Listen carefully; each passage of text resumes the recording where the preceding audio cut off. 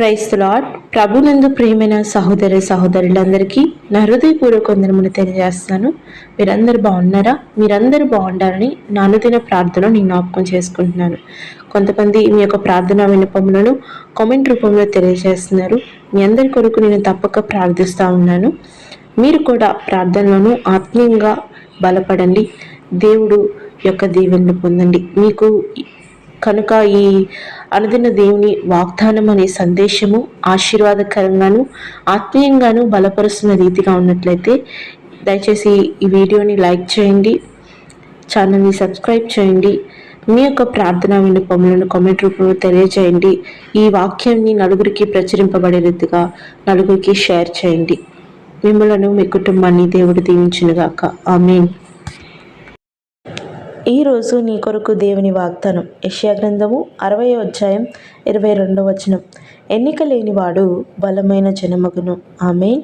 ప్రియులారా, దేవుడు ఈరోజు గొప్ప వాగ్దానంతో మనతో మాట్లాడుతున్నాడు. అదేమిటంటే ఎన్నిక లేనివాడు బలమైన జనమగును అని. అవును, అంటే అర్థం ఏంటంటే ఎక్కడైతే మనము విలువ తక్కువగా లెక్క చేయని వ్యక్తులముగా తక్కువ చేయబడి త్రొక్కివేయబడి ఎక్కడ అణగద్రొక్కబడతామో, ఎక్కడ అవమానపరచబడతామో అక్కడే దేవుడు మనల్ని తన నామ మహిమార్థమై గొప్పగా నిలబెట్టబోతున్నాడు. అవును ప్రియ సహోదరి, ప్రియ సహోదరుడా, ఈ లోకంలో అనేక మంది బాధపడుతూ ఉన్నారు.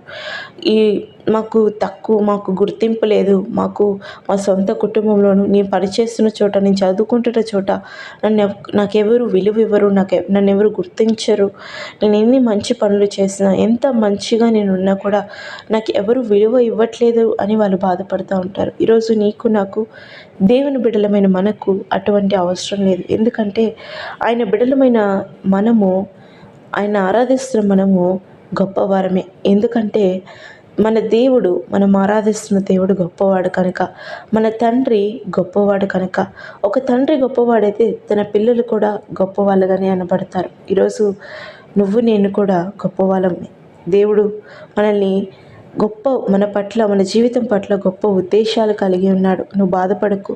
నాకు విలువ తక్కువగా నన్ను మాట్లాడాడు, నన్ను గుర్తింపు లేకుండా నాకు మాట్లాడారు, నన్ను ఎవరు గుర్తించట్లేదు, నాకు ఎవరు విలువ ఇవ్వట్లేదు, నన్ను అవమానపరుస్తున్నారు అని నువ్వు బాధపడకు. దావీదు అన్నట్లుగా తన శత్రువుల మధ్యనే తనకు భోజనం ఏర్పాటు చేసినట్టు, ఎక్కడైతే నువ్వు అవమానించబడ్డావో, ఎక్కడైతే నువ్వు త్రొక్కివేయబడ్డావో, ఎక్కడైతే నువ్వు కృంగదీయబడ్డావో, ఎక్కడైతే నువ్వు బలహీనపరచబడ్డావో, ఎక్కడైతే నువ్వు బాధింపబడ్డావో, ఎక్కడ అయితే నువ్వు గుర్తింపు లేని వ్యక్తిగా, విలువ లేని వ్యక్తిగా నిలబడ్డావో, అదే యొక్క చోట దేవుడు నిన్ను బలముగా, తన పాత్రగా, తన నామ మహిమార్థమై నిలబెట్టబోతున్నాడు.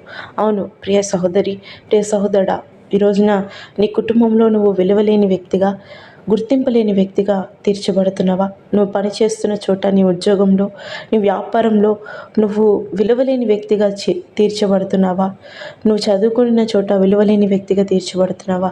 నువ్వు ఎంత మంచి గుణగణాలు నీకు ఉన్నా ఎవరు నిన్ను గుర్తించకుండా, నిన్ను లెక్క చేయకుండా వెళ్ళిపోతున్నారా? ఈరోజు దేవుడు నీతో మాట్లాడుతున్న మాట, ఆయన వైపు నువ్వు మళ్ళీ ఆయన కొరకు నువ్వు నీతిగా జీవించినట్లయితే, నువ్వు ఎన్నిక లేని వాడివి అయినను, నిజానికి మనము ఎన్నిక లేని వాళ్ళం అయినను, దేవుడు మనల్ని బలముగైన పాత్రగా నిలబెడతాడు.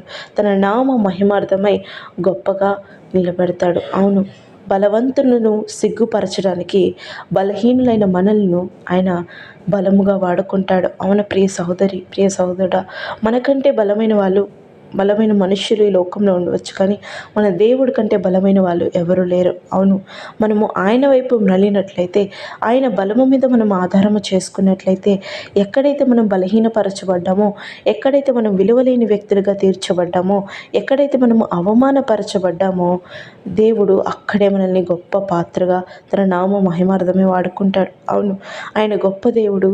నీ పట్ల, నా పట్ల ఆయన గొప్ప ఉద్దేశాలు కలిగి ఉన్నాడు. ఎందుకు? నా ద్వారా ఆయన నామాన్ని మహిమపరుచుకోవాలనుకుంటున్నాడు. ఎందుకంటే ఆయన సాక్షులుగా మనం నిలబడాలని. ఈరోజు ప్రియ సహోదరి, ప్రియ సహోదరుడా, నువ్వు ఎన్నటికీ బాధపడకు. నన్ను ఎవరు గుర్తించట్లేదు, నాకు ఎవరు విలువ ఇవ్వట్లేదు, నాకు ఎవరు ఎన్నిక చేయట్లేదు, నేను విలువలేని వ్యక్తిని, ఎందుకు బ్రతకాలి? నువ్వు ఎప్పుడు కృంగిపోకు. దేవుడు నీతో మాట్లాడుతున్న మాట, ఎక్కడైతే నువ్వు అవమానపరచబడ్డావో, ఎక్కడైతే నువ్వు ఎన్నిక లేని వ్యక్తిగా మార్చబడ్డావో, తీర్చబడ్డావో, అదే యొక్క స్థలములో దేవుడు నిన్ను బలమైన జనముగా మార్చబోతున్నాడు. నీ కుటుంబంలో నువ్వు విలువలేని వ్యక్తిగా ఉన్నావా?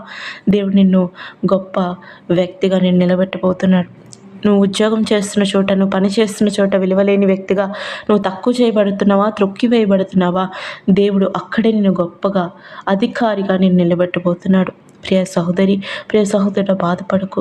నువ్వు ఎక్కడైతే నువ్వు తక్కువ చేయబడ్డావో, విలువలేని వ్యక్తిగా నువ్వు అవమానపరచబడ్డావో, అక్కడే దేవుడు నిన్ను గొప్ప జనముగా తన నామ మహిమార్థమై నిలబెట్టబోతున్నాడు. అవును అన్న వాళ్ళైతే నాతో పాటు ప్రార్థనలో ఏకీభవించండి. ప్రేమ కలిగిన తండ్రి, మహోన్నతుడా, నీకే వేలాది స్తోత్రములు చెల్లించుకుంటున్నాం. అవునా తండ్రి, నువ్వు గొప్ప దేవుడివి.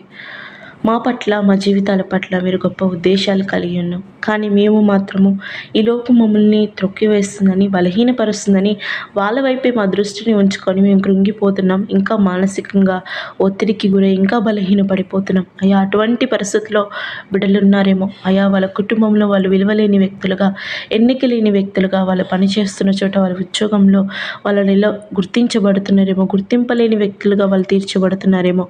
అయ్యా, వాళ్ళని దయతో జ్ఞాపకం చేసుకొని, ఎక్కడైతే వాళ్ళు అవమానపరచబడి ఎన్నిక లేని వ్యక్తులుగా ఉన్నారో, అక్కడే మీరు బలమైన జనముగా మార్చి, బలమైన పాత్రగా మీరు మార్చి, నీ నామ మహిమార్థమై వాళ్ళని గొప్ప చేయమని, వాళ్ళు నీకు అనేక మందికి ఆశీర్వాదకరంగా బిడ్డల్ని మార్చమని, అయా ప్రతి విషయంలోనూ మీరే గొప్పగా చేయమని యేసు నామంలో ప్రార్థించి వేడుకొని పొందుకొని నామన తండ్రి. ఆమేన్.